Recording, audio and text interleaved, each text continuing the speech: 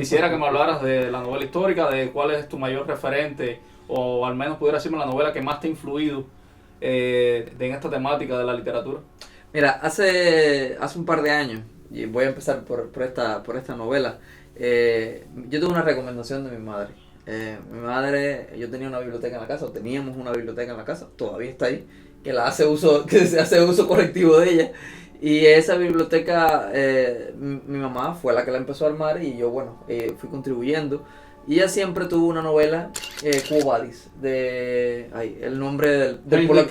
Henrik, sí, el nombre siempre es un problema, pero esa novela siempre mi madre me dijo, debes leerla, tienes que leerla. Y siempre que yo estaba sin una lectura, me decía, ¿por qué no lees Quo Vadis? Era como un mantra, ¿no? Una especie de oración que se repetía ahí, ¿por qué no lees Quo Vadis? Y bueno, la verdad que tomó casi 5 años para que yo la leyera. Pero cuando la leí, te puedo decir que fue una de las novelas que me impactó, sinceramente, de una manera excepcional, porque, ¿qué pasa? No fue la primera novela histórica que leí, pero sí fue la primera que la recomendación, como vino desde tanto tiempo atrás, y yo la tuve cargando durante tanto tiempo, fue como que el choque fue, ¿qué estaba haciendo con mi vida? ¿Por qué no había leído esto antes? Pero bueno, también creemos que los libros llegan cuando tienen que llegar. Esta novela para mí realmente representó una exploración en toda la medida de la palabra de la época romana, de la persecución de la iglesia primitiva. Y yo diría que fue una de las mayores obras literarias en cuanto a novela histórica que tuvo una repercusión tremenda en mí, tremenda. Yo realmente hasta el día de hoy la recomendé en otros podcasts y creo que la seguiré recomendando por el resto de los tiempos. Sí, claro, y bueno, siempre existen ese tipo de lecturas definitorias que suponen un parteaguas en la concepción personal que tenemos tanto en la sociedad como para nosotros mismos que nos abocamos en este kamikaze oficio que es ser escritor. Y para partir entonces de los orígenes tenemos aquí al especialista y doctor en temas de génesis literaria, Evelio, que quisiéramos hablar sobre, a tu concepción, ¿cuáles crees que son los engranajes que han configurado la novela histórica?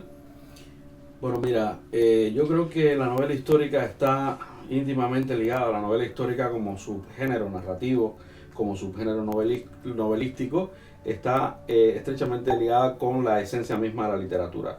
La esencia misma de la literatura está relacionada con la inconformidad y con la necesidad que tenemos los seres humanos de lo imposible, ¿ya? Porque fíjate, la vida, si te pones a pensar, una vida sin arte, una vida sin literatura sería, yo creo que los suicidios, las tasas de suicidio fueran, no se pudieran computar, ¿verdad? Porque el arte, la cultura, la literatura, son aquellos elementos que le dan un sentido al soporte de la materialidad, ¿no? Es decir, los griegos decían que sin el arte, que sin la poesía, que sin la filosofía, pues bueno, que la vida prácticamente carecía de sentido y que la vida tenía una condición miserable, ¿no? Entonces los griegos, y pues de eso quiero hablar, tenían ese concepto de la recreación del pasado, de la intelección del pasado, como un hecho importantísimo para sazonar la vida, para darle un sentido a la vida y para aprender grandes lecciones filosóficas del pasado. Y ahí tenemos el caso, que no me voy a extender mucho en los orígenes, pero bueno, tenemos el caso de la Ilíada, la Odisea y la Eneida, ¿verdad? La Ilíada y la Odisea no se consideran estrictamente novelas históricas, porque no son novelas, son grandes poemas épicos, que bueno, la épica tiene otras características, aunque la novela nace de la épica, pero evidentemente hay un afán revisionista por parte de Homero, porque Homero en el siglo VIII a.C. reconstruye unos hechos que acaecieron en lo que hoy conocemos como Turquía, el estrecho de los Dardanelos, que es donde se ha ubicado históricamente la ciudad de Troya, unos hechos que acontecieron aproximadamente en el año 1195 a.C. Estamos hablando de unos 500 años de diferencia. Es decir, es el primer autor que se esfuerza por entender qué pasó 500 años antes de él. Yo creo que ese es el kit fundamental de una novela histórica. Un novelista que reconstruye un pasado que no vivió y trata de entender las mecánicas lógicas, las mecánicas emocionales de ese pasado, historia de las mentalidades, conflictos bélicos, conflictos políticos, motivaciones de vida, cuáles eran los horizontes y las expectativas de unas personas en un tiempo, en un espacio determinado. Es decir, Homero no lo sabía, pero Homero emplea por primera vez las categorías que más tarde Aristóteles hablaría de ellas, que son tiempo, espacio, acción, y a eso sumó una categoría que es la categoría del mito, que es lo que convierte la Ilíada en la Odisea en esos ejemplos insuperables de la literatura. Decía Borges, y yo creo que con toda razón, que en la Ilíada y la Odisea está toda la literatura, es decir, todo está inventado ahí, ¿no? Y de alguna forma, reitero, ya que Homero se inspiró en unos hechos que le antecedieron unos 500 años, pues tuvo que leer o escuchar, porque la literatura era mayormente literatura oral, tuvo que escuchar el legado de los hititas, tuvo que escuchar el legado de los babilonios, tuvo que entrar en contacto, porque a ver, cuando escribes una novela histórica tratas de permearte del espíritu de esa época, y no solamente vas al dato frío, sino que vas a una serie de informaciones contextuales que van a hacer que el novelista histórico transmita íntegro el perfume del pasado, que creo que de eso se trata básicamente. Bueno, ya luego lo otro, el ciclo homérico se cierra con la Eneida de Virgilio, donde Virgilio reconstruye para el emperador Augusto un supuesto linaje del emperador relacionado con el héroe troyano Eneas, que sale de una Troya incendiada con su padre a cuestas. Bueno, no me voy a extender hablando de ese argumento, porque bueno, cualquier persona puede entrar a cualquier fuente de internet y ver de qué va la Eneida, ¿no? Pero básicamente el ciclo homérico se cierra ahí y Virgilio pues se documenta, es decir, el novelista histórico es aquel que se documenta en datos precisos y fiables para reconstruir un pasado. Entonces, bueno, luego tenemos el gran salto de Shakespeare, ¿ya? Hay que hablar de los dramas históricos de Shakespeare. Shakespeare es probablemente el primer autor europeo que no escribe novela histórica, pero escribe un teatro histórico. Y bueno, las piezas de Ricardo III, Ricardo II, Enrique VIII, Enrique V y el propio Hamlet, pues sencillamente son piezas donde Shakespeare investiga este medioevo europeo, principalmente en Inglaterra, principalmente en Dinamarca, y esto es otra cuestión interesante. Shakespeare es, junto con Homero en ese sentido, el primer autor de la modernidad que hace un salto no solamente temporal, sino un salto espacial. Es decir, Homero reconstruye una acción, siendo griego, que se desarrolla en Turquía, ¿ya? Y Shakespeare reconstruye una acción que se desarrolla en Dinamarca, que se desarrolla, bueno, en la propia Inglaterra, y de alguna forma, Romeo y Julieta pudiese considerarse una pieza histórica también, porque, bueno, recrea el conflicto entre las principales familias de la Verona medieval, sí. Y entra en una mentalidad, entra en una cuerda, entra en una necesidad de explicar el pasado, pero esto, reitero, se hace sobre unos datos precisos, con una seriedad, con un sentido del compromiso, y ya lo que sale de ahí en adelante depende de la magia y del talento de un escritor.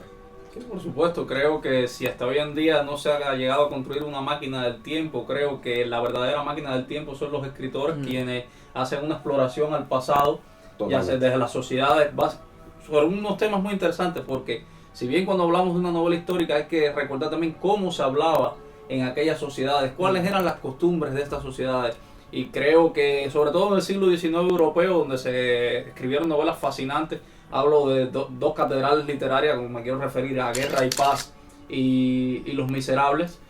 Es un ejercicio literario y narrativo brutal, porque en el caso de Tolstói recrea todas estas guerras napoleónicas que se vienen sucediendo a partir desde el avance indetenible del gran armée, del gran ejército de Napoleón, desde Polonia hasta la llegada en Moscú, cuando encuentra esta Moscú incendiada, y creo que es una recreación magnífica. No solamente de los rusos que se encontraban, bueno, las intrigas palaciegas que hay entre estos príncipes del zar, de la corte del zar, que en diferentes medidas y niveles lo va recreando Tolstói, sino también del pensamiento del hombre común de esta época, porque Tolstói no solo se refleja, o describe el pensamiento de Napoleón, o el caso de Pierre Besuhoff, que es el protagonista de Guerra y Paz, que va atravesando todas estas etapas en una búsqueda personal, sino que con breves destellos Tolstói también le da voz al hombre de estos tiempos, al hombre común, a los mercaderes, a la nieve incluso. Sí. Podemos imaginar